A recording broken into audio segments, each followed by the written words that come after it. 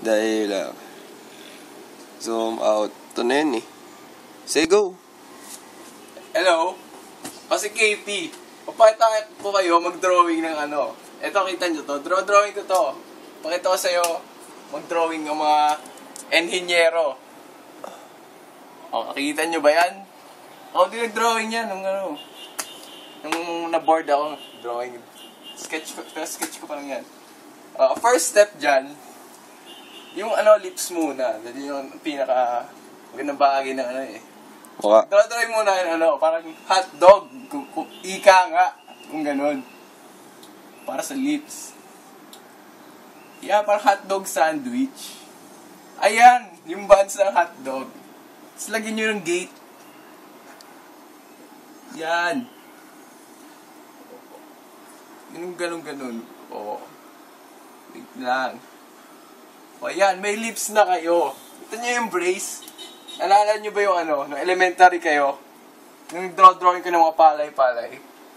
Parang ganun lang yun eh. Parang magdrawing kang palay. Yan.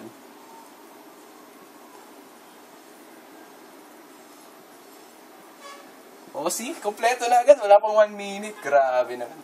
Dali lang to.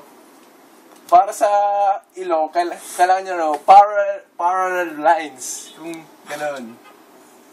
O, yan. Parallel lines na kayo. Dalawang hill. A little mountain, kung tawagin. Yan, sa ilong. Tapos yung eyes. So, ninyo, di pa kayo maalam dito sa point. Ay, grabe, may black eye.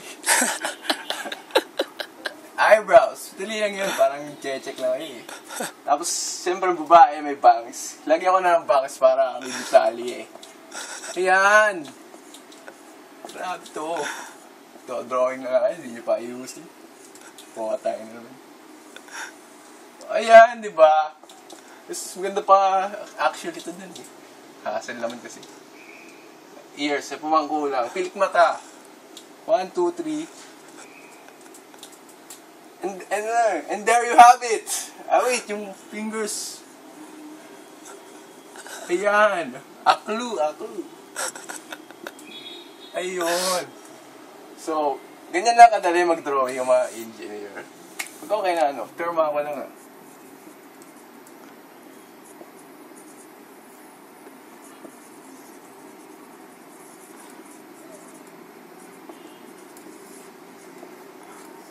Okay, so now you know.